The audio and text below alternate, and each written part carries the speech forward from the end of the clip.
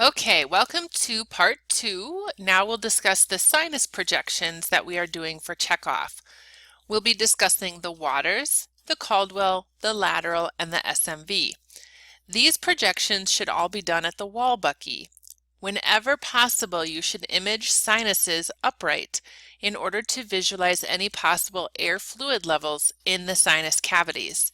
If your patient is recumbent, the fluid will layer out in the cavity and you'll miss that air fluid level sign. Also, whenever doing sinuses, you always use a horizontal beam. So we're never going to use a tube angle for a sinus projection because any tube angle could again distort that air fluid level. So always upright and no tube angle. Let's get started. Okay, here is our first projection, the Waters projection. And notice the Waters is done PA. If you have ever seen orbits done at clinicals to look for foreign bodies such as metal before an MRI procedure, this is the projection they're doing. They're doing a Waters. This is found on page 439 in Bontrager. You're going to do a 10 by 12 portrait, and the central ray is entering the parietal region of the skull. So that means the region of the parietal bones. You want to make sure that MML is perpendicular to the image receptor. And it's hard to see on this projection, but MML, remember your mentomeatal line, should be perpendicular to the image receptor or parallel to the floor, however you want to think about it. Because the central ray is entering the parietal region and exiting the acanthian region, this projection is known as the parietal acanthial projection. Waters is the method name. So just in case you see that in your textbook, this is technically the parietal acanthial, but the Waters is the method name. So our MML is perpendicular, but our central ray is exiting the level of the acanthian. Remember, no tube angle here, and you'll use about 28 at 75. Okay, how do we know we're correctly positioned? The petrous ridges should be below the maxillary sinuses. Do you remember the 4 sinus groups? Well, we have frontal, maxillary, ethmoid, and sphenoid. So in this projection, we're visualizing maxillary and frontal, and I'll point those out in just one second. But let's look at our petrous ridges. Here is our maxillary sinus of the right and our maxillary sinus of the left.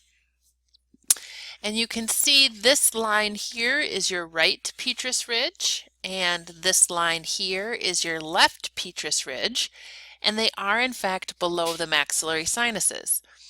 Again, I want you to consider if the petrous ridges were within the maxillary sinuses, you could obscure any fluid that you may be visualizing in those sinus cavities. So, important to make sure petrous ridges are below the maxillary sinuses.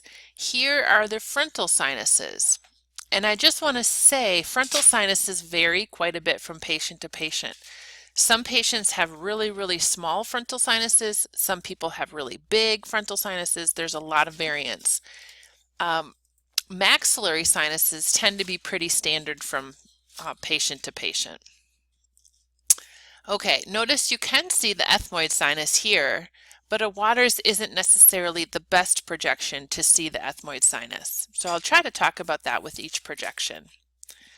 Okay, so this is your Waters. Again, this is also done when we're trying to rule out foreign bodies in the eye before MRI. So this is an elective at clinicals. All right, let's look at our Caldwell. So Caldwell is also done PA. This is found page 438 in Bontrager. We are still using a 10 by 12 portrait. This time we want OML 15 degrees from horizontal. And I demonstrate this in my positioning video, but I'll explain it again here. The black line on this patient represents OML. Do you see if I drew a horizontal line right here? Do you see how that would create a 15-degree angle? So I always start with OML perpendicular to the image receptor. So I start with the patient's forehead on the board because I need to start at 0. Like I need to start at horizontal. That makes more sense to me. Then I raise that black line or that imaginary line 15 degrees. That's just my preference. Certainly if you see a trick at clinicals you like better, go with it. The central ray is going to exit the nasion. So remember, nasion is the bridge of the nose. So here's our central ray. It's going to exit the nasion. And how do we know we're correctly positioned? Our petrous ridges should be in the lower 1/3 of the orbits.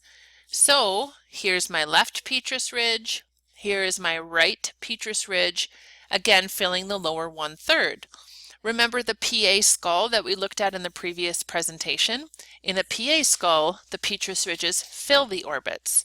In a Caldwell, they're in the lower 1/3. What sinus groups are we looking at? Frontal and ethmoid. So you can see ethmoid here, and you just see them a little bit nicer than you do on the waters that we previously looked at. And then here is the frontal sinuses on this patient. And again, they're quite a bit larger than our previous patient that we looked at a second ago. Now, a lot of people will see this line right here, and they'll think, oh, that's my petrous ridge. No, actually, that's the greater wing of the sphenoid bone. So your petrous ridges are always going to be denser. So see all this dense material, that's your petrous pyramid. So I always look for that density below my ridge, and then I know, yep, that's my petrous pyramid, that's my petrous ridge. Okay, let's next take a look at a repeatable error for a Caldwell. So remember, we're supposed to see the petrous ridges in the lower 1/3 of the orbit. Look at this patient.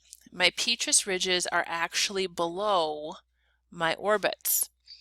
So I know that OML is not 15 degrees from horizontal. So how do I fix this?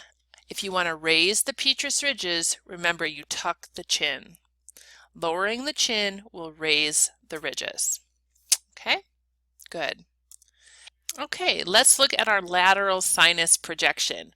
This is found on page 437 in Bontrager. We are still using a 10 by 12 portrait. This time we're centering about 1 inch behind the outer canthus. So remember, the outer canthus is where your eyelids meet on the lateral side. And you want to make sure the interpupillary line is perpendicular to the wall bucky. So this line here, right between the pupils, should be perpendicular. And again, that helps us make sure there's no excessive flexion or extension in the neck. The patient is nice and straight. Remember, no tube angle because this is a sinus projection, and you'll use about 5 Mass at 70 kbp. How do we know we're correctly positioned? Well, no rotation or tilt is indicated by the nice clear sella turcica, and the orbital plates are superimposed. So those two things tell us that yes, this patient is in a beautiful true lateral. Also here, look at my mandible. Both sides of the mandible are pretty darn superimposed, so that's also an indicator that there's no tilt or rotation. In this projection, you will visualize all 4 sinus groups. So let me point them out. So here is frontal sinus, your maxillary sinus here, and then directly behind the nose, you have the region of your ethmoid sinuses and sphenoid sinuses. Now, this is the only projection where you'll really nicely see all 4 sinus groups, so a lot of doctors like this one. I want to talk about the collimation for a second. Remember, this is a sinus projection, so you only need to capture the 4 sinus groups. You don't need the entire skull, so you can certainly collimate. But I often see techs collimate a little bit too much. I would encourage you, so EAM is right here, I would encourage you to include EAM in this projection, and here's why. The sella turcica is part of the sphenoid bone. The sphenoid sinus is also part of the sphenoid bone. It's the most posterior group of sinuses. What I often see is people will collimate and they'll be so close, they'll almost be clipping off that sphenoid sinus. If you include selaturcica in your image, the sphenoid sinus is directly below that. So if you have all of selaturcica, you should have all of the sphenoid sinus. Again, just to be safe, I encourage you to keep EAM in your image. That way you know you'll get selaturcica and you know you'll get the entire sphenoid sinus. Likewise, don't clip the nose off. The nose is important because right behind the nose is the maxillary and ethmoid sinuses. So doctors like to see that soft tissue nose as well. So just keep that in mind. Collimate, yes, absolutely, but don't get too tight so that you clip something. Okay, I wanted to show you an example of a rotated lateral. Now this is a skull projection, but it's the same exact position as a lateral sinus, so we can evaluate the same criteria. So here, look at the orbital plates. Do you see how they're a little bit off? It's very slight, but that indicates there's some rotation or even tilt present.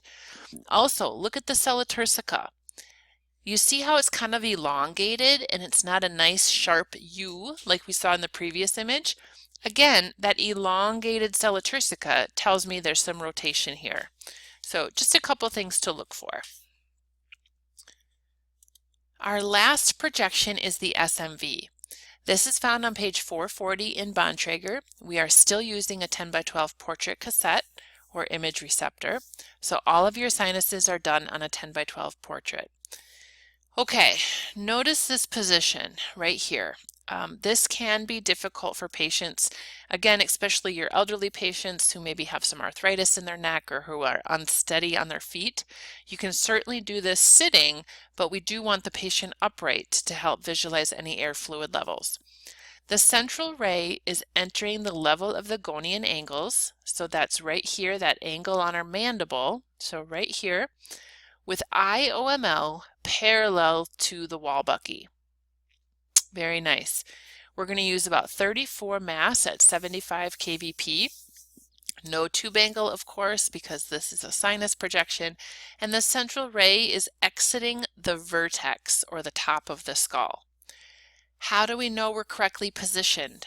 Let's look at our x-ray here. The mandibular condyles are anterior to the petrous ridge. Well, let's find our petrous ridges first.